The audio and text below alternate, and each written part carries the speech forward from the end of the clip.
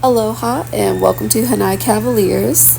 This video is featuring Hapa. He is the youngest of our crew of 6. He is a year and a half old, and I have been working on some foundational training with him, being that, well, he's a little reactive, unruly, very driven, and just very overexcited at basically everything.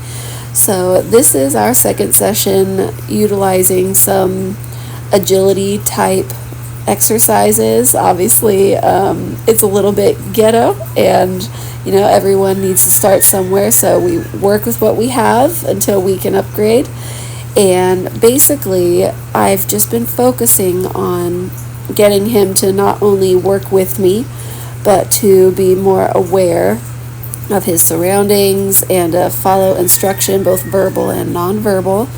And I do want to preface that I am not a dog trainer. I have trained many dogs, mine and as well as some others, and obviously I start all of our puppies on some basic puppy manners before they go to their homes, depending on their various ages and abilities. And so, as I said, this is our second time out with these agility type exercises. You'll notice that we do have puppies in the pen. This is our Aloha litter from Meli and Pua'a, and so they are serving as a very cute distraction for Hapa today.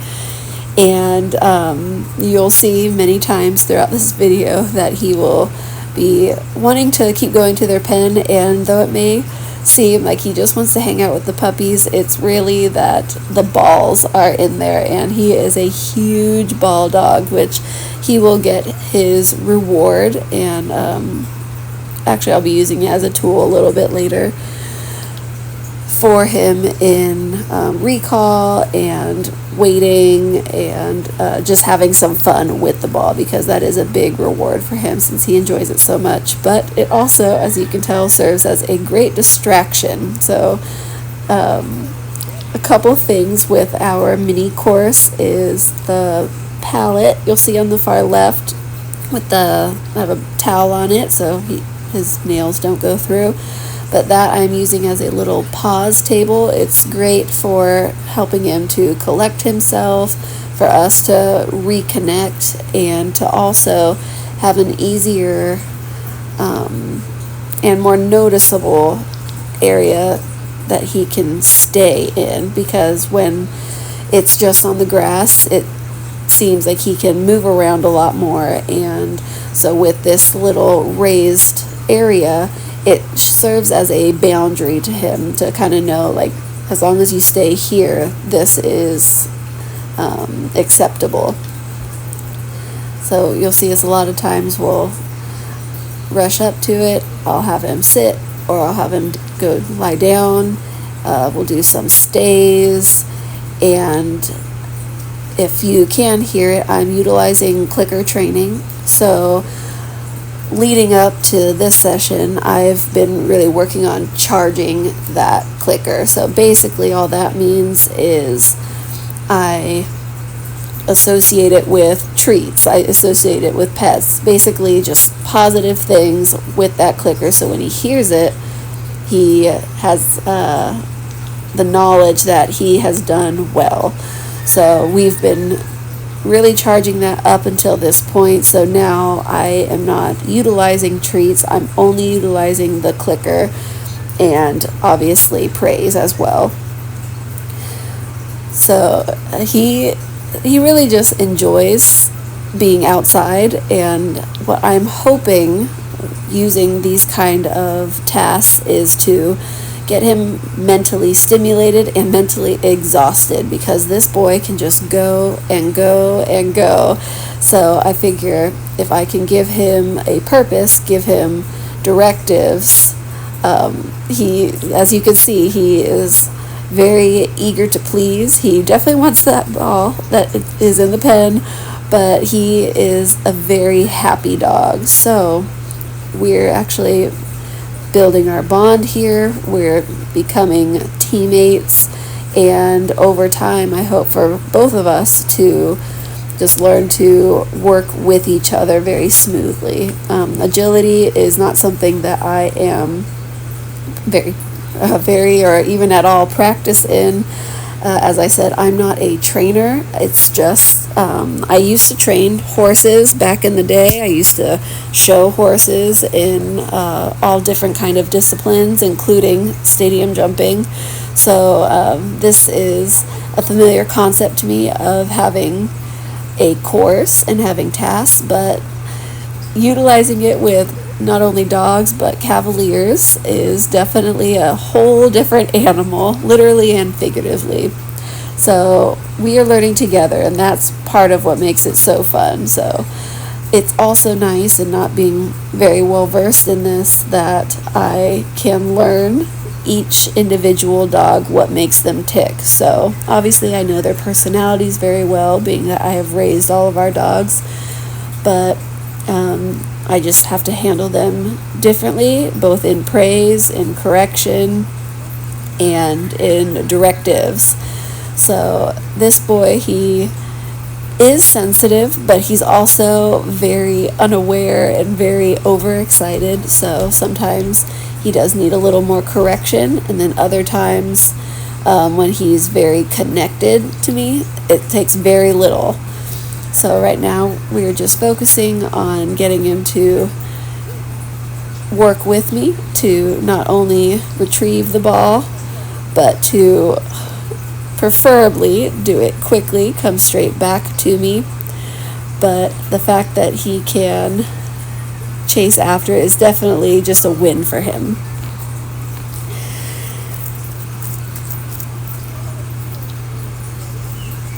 In all of these things, as you can tell, he is far from a pro at it, same as myself, and so he's a lot of fun to work with. He's just such a happy-go-lucky boy. But this is all building blocks, because we have been working on, as I said, some leash training, just simply walking, because he's quite the puller. He very much likes to follow his nose, and being a unfixed boy as well, he has a lot of natural instinct that leads him more so than the leash. So we've been working on that, because that's quite the foundation, as well as reliable sits. Down is a hard one for him, because he tends to like to army crawl once he goes down. So that's another way this platform has been very helpful already. And stays has been something we've really been working on, and he is doing just leaps and bounds better with that.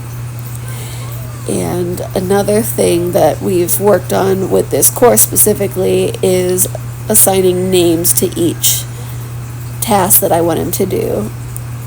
When it comes to this palette, this pause table, the word that we've been using is place. It's a very common training word that people utilize to give a directive for a dog to not only go to their bed or go to maybe their personal spot on the couch, or some people use their crate, though I myself like to differentiate place with go to your room, so to speak.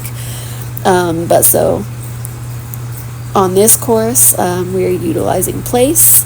The little jumps, our specific word is over, and then the black bucket in the far back is simply in. Now that is the thing that he had the most hesitancy with in our first training session, and it might seem like an unnecessary task or unnecessary ask of a dog to get in something, but yes, you can utilize it to go in their crate or maybe in the car, basically any type of container or location that they're not just walking into, they might have to hop into it. So honestly, I just utilized it because it looked like a fun and easy thing to throw into our little course here, and he actually picked it up so quickly. It really just starts with letting them become aware of it, and then to not be nervous of it because it's something new. So I let them smell inside, outside, whatever they're comfortable with, while encouraging to get in. And then you don't bring in the word until they're starting to do the task. They're following, whether the treat, following your hand, or just jumping in because it looks like something fun to do. Some dogs are more confident. So here, as you can tell, he's having a lot of issue with staying. He wants that ball more than anything in the world, and so it did take a couple corrections with the leash. I was stepping on it so that if he tried to jump off, he would immediately get that cause and effect action. So eventually he realized that he needed to wait, and so now he gets to go and play and chew on his ball as his reward. And then we got the puppies. They will be coming out shortly. Here we go. And so these puppies, they're about 5 weeks old here, and they have not had much time outside. I believe this was only their third time outside, and we had some adventurers. The girls are definitely the boldest, so little Hopena and little Velina, and also Mr. Kupai. Those were the three that were able to figure out, a little clumsily, but how to get over the small barrier of the gate. The other three, they had a willingness to, they just didn't quite get over in this session, so I'm sure there will be future ones that they are able to manage that. So with the puppies, I do a little work with them. It's really just confidence building at this stage. It's all masked with fun of playing follow the leader. I work with them a little later on getting up on that pallet, on that little pause table. They're so new to crawling up and over things. This is their very first time outside of that puppy pen. So they were just doing, honestly, quite wonderful. And you got Hapa moving around. I did a little bit with him here, but I was trying to be aware of his body for him, because he would totally just trample these puppies without even realizing, just to get that ball. So it was short-lived. I did end up letting him just enjoy his ball time while I worked with the puppies. And see, his stay is much better. He doesn't really want to, but he's starting to piece things together that he needs to wait. Yeah, see, he charged for it when I finally did throw it. And then we're just holding little puppies walking around. So I noticed the leash was around his leg, so definitely had to make sure that was clear. And he is learning to find things when they're not first apparent. So Hapa did really well there. So now the rest of this video really is just puppy play time. Having them, as I said, follow me around. Here I am trying to encourage the other three to come follow us out for some fun. And you can see they're trying, they're kind of getting their front ends over, but they never quite committed. The girls are trying to encourage them as well. And I'm just going to let you enjoy watching the rest, because it's just kind of peaceful watching some puppies playing. It was a beautiful day, and they're just a lot of fun at this stage. I just wanted them to get confident, to realize that the world is not a scary place, that they do want to stay nearby, that they want to follow their person, so to speak. And though it's okay to explore once they are called, and with our puppies, our litters, we just utilize the puppy, or here little pups, and they are pretty reactive to that. Little Velina came right on over, and oh, there we go. It's just a lot of fun encouragement, very low stakes. I just want to make sure that we don't have any fearful puppies. These are obviously the bolder ones. Of the three, Mr. Kupai is definitely the most shy, so I was actually very surprised that he did this well. So that just shows that the work that we do with them inside the house definitely makes a difference when we bring them out. and we just have a blast with them.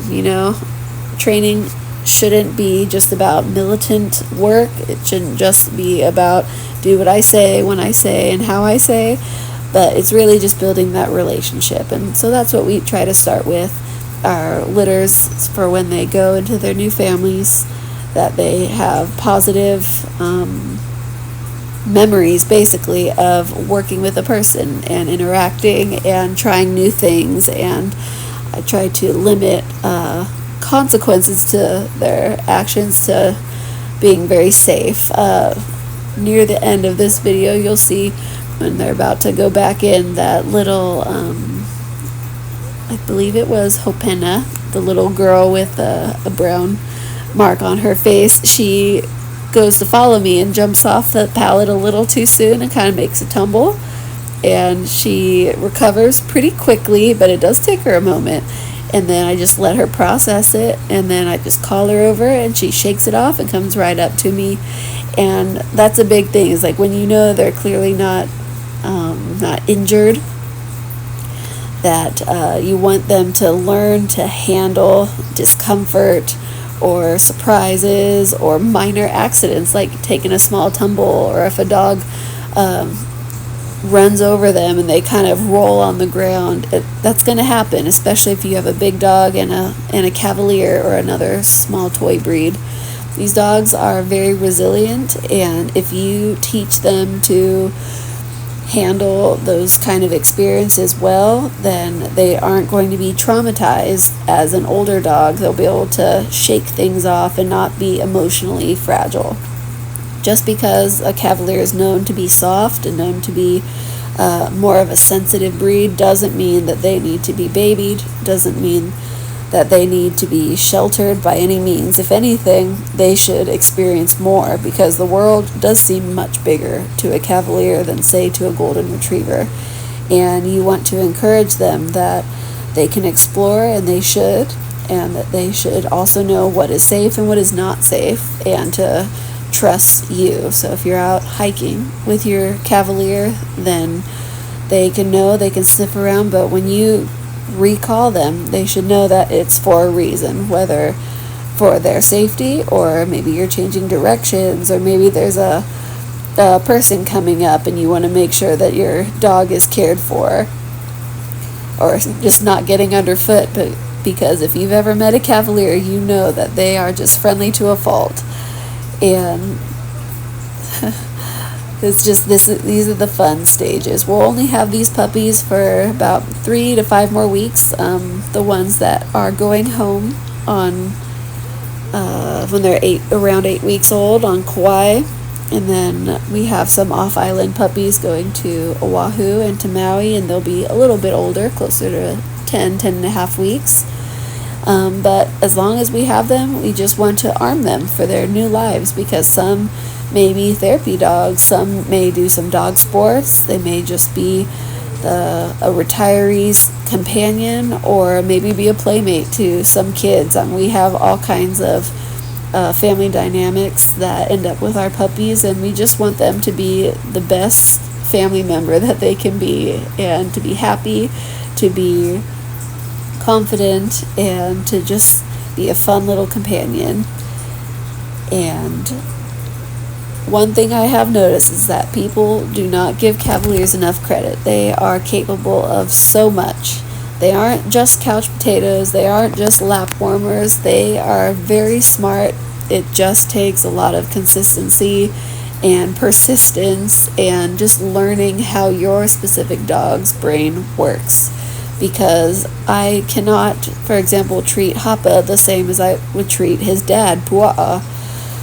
They are just different dogs. They have a lot of similarities, but Pua'a is a lot more of an oaf, as we like to joke about. He's just very unaware. Oh, see, there's that little fall that Hopena took, little dove head first. She's shaking it off. Her little siblings are going past. She's not quite over it yet, but now here I call her, and she's like, oh, see, I'm okay, everything is all right, there's no need to be concerned.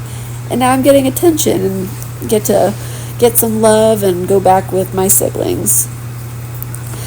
So it's okay if they do get tumbled by a dog, they do fall off a step. Obviously, you want to check them out, make sure there's no actual injuries, and keep an eye on them to if they are limping, if it's just they just landed wrong, or if they actually injured themselves. You do want to be aware they are small dogs, and especially as puppies, their joints aren't all formed together, so you need to be a little more protective in that sense. But this platform is maybe 3 inches off the ground, more like 2, and on soft grass, so she was definitely fine. She just jumped a little too soon. See, little Velina just kind of plops right off. Another nice thing using a platform like this, especially starting young, is they kind of learn a little more awareness of where their body is in regards to their environment. So hopefully those kind of falls, those little rolling off moments will happen less and less as they get older. But that was just our little outside adventure. This was Hapa's second time using all these different commands, using these different strategies and directives. And then the puppies, as I said, those 3, it was their first time outside the pen and getting to explore and have more space to follow around. So it was a lot of fun. I hope you enjoyed, and just